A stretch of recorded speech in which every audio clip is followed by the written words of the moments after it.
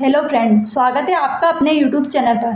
तो आज हम हिंदी के कुछ क्वेश्चन करने जा रहे हैं जो हमारी शिक्षक भर्ती एग्जाम हुआ सब एग्जाम के लिए ही इम्पोर्टेंट होंगे, क्योंकि अब तो एमपी की हर एग्जाम में हिंदी 25 नंबर की पूछी ही जाएगी।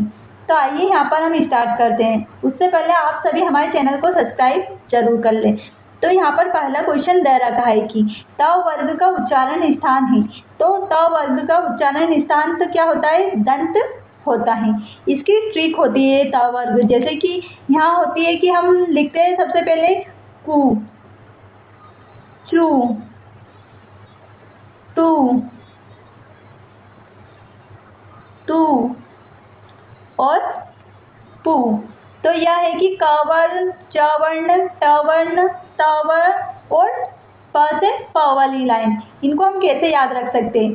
तो हम इनको याद रखते हैं कि की से की, त, त, त वाली से में, द, त वाली को दे और पू वाली को ओष्ट। तो इसको हम याद रख सकते हैं कि कित्ता में दे ओ। तो यहाँ पर याद होगा कि दंत, दंत में कौन सा आएगा? कु, चू, टू, तू, पू। तो दंत यानी तू वाली लाइन, तो दे से दंत। तो इसका सही आंसर होगा कि यह इसमें दंत आंसर सही होगा। इसलिए सही आंसर इसका होगा कि त वर्ग का उच्चारण स्थान तो कौन सा होता है? तो दंत होता है। अगला क्वेश्चन है कि निम्न विकल्पों में से कौन सा तत्सम शब्द ज्येष्ठ का तद्भव होता है? तो तत्सम शब्द ज्येष्ठ है, इसका तद्भव क्या होता है? तो इसका ज्येष्ठ का तद्भव होता है बड़ा। तो इसका आंसर सही होगा बड़ा। और तत्सम शब्द संस्कृत के शब्द होते हैं। अगला क्वेश्चन है कि प वर्ग का उच्चारण स्थान कौन सा है? तो हमने पढ़ा था कि कु, चू, टू, तू, पू। तो प से कौन सा आता है? प वर्ण का स्थान कौन सा आता है? जैसे कि ता में दे ओ।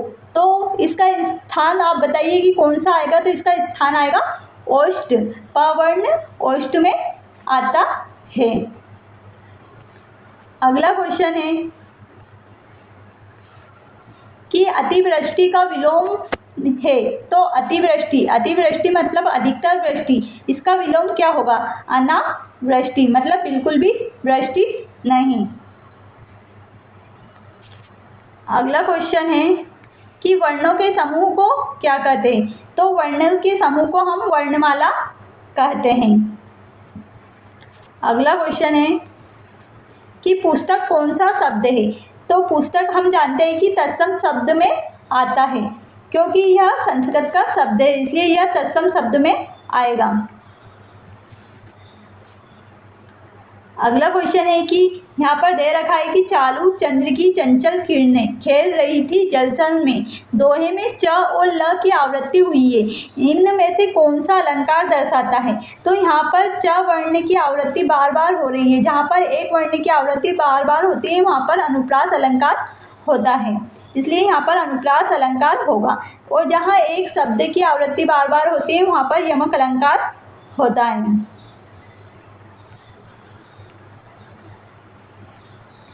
अगला क्वेश्चन है कि पर्याप्तों में स्त्रीलिंग कौन सा है? तो हम स्त्रीलिंग कैसे पहचान सकते हैं कि स्त्रीलिंग कौन सा है? तो हीरा, हीरा होता है, फुल्का होता है, प्रकृति होती है, दुपट्टा होता है, इसलिए यहाँ पर प्रकृति, प्रकृति होती है, यहाँ पर प्रकृति स्त्रीलिंग आएगा।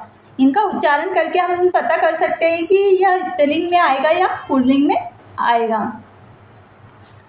अगला क्वेश्चन है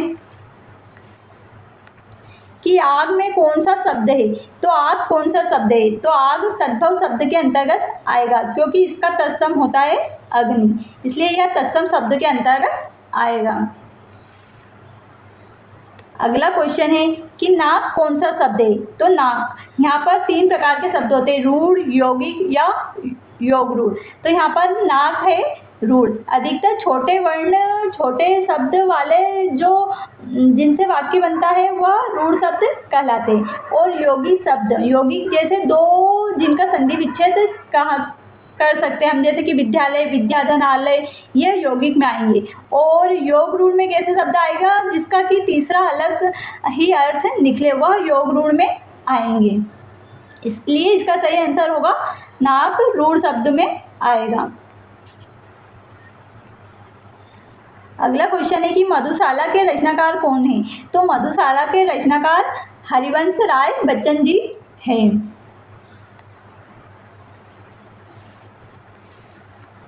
अगला क्वेश्चन है कि च वर्ण कौन से में आएगा? तो हमने पढ़ा था कि च वर्ण तालव्य में आएगा, कूचू, और यहाँ पर किस त से तालव्य में आएगा।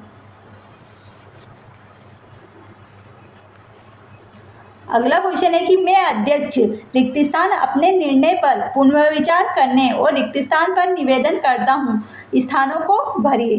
तो मैं अध्यक्ष यहाँ पर भर सकते हैं कि मैं अध्यक्ष को अपने निर्णय पर पुनर्विचार करने का निवेदन करता हूँ, इसलिए यह सही होगा।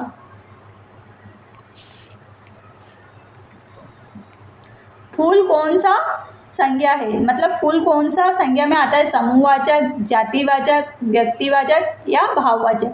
तो फूल समूह में या कौन सा संज्ञा है? तो इसमें जातिवाचक, इसलिए फूल से पूरी जाति का पता चल रहा है। अगर यहाँ पर कमल या गुलाब दे रखा होता तो यहाँ पर व्यक्तिवाचक संज्ञा के अंतर्गत आता है, इसलिए फूल जातिवाचक संज्ञा के अंतर्गत आएगा। अगला क्वेश्चन है कि सजना है मुझे सजना के लिए निम्न में से कौन सा अलंकार है? तो यहाँ पर यमक अलंकार आएगा, क्योंकि यमक अलंकार की परिभाषा होती है कि जहाँ दो शब्द बार बार आए लेकिन प्रत्येक बार उसके अर्थ भिन्न भिन्न हो। यहाँ पर एक सजना है, सजना का मतलब होता है, एक सजना का मतलब तैयार होना, और एक सजना मतलब किसी सजना के लिए या किसी व्यक्ति या पर्सन के लिए। तो यहाँ पर दो सेम वर्ण दे रखे लेकिन दोनों के अलग अलग अर्थ निकल रहे हैं, इसलिए यहाँ पर यमक अलंकार आएगा। अगला क्वेश्चन है कि ईमानदारी कौन सी संज्ञा है? तो ईमानदारी कौन सी है? व्यक्तिवाचक, भाववाचक, समूहवाचक या इनमें से कोई नहीं? इसलिए ईमानदारी भाववाचक संज्ञा के अंतर्गत आएगी, क्योंकि ईमानदारी से भाव प्रकट हो रहा है कि वह ईमानदार व्यक्ति है। इस प्रकार आज हमने हिंदी के इम्पोर्टेंट क्वेश्चन किए, जो हमारे वर्ग 3, वर्ग 2 के अलावा विभिन्न सभी एग्जामों के लिए इम्पोर्टेंट है। अगर आपको हमारे क्वेश्चन अच्छे लगे हो और आपको याद हुए हो तो हमारे चैनल को लाइक एंड सब्सक्राइब कर जरूर जाएं। धन्यवाद।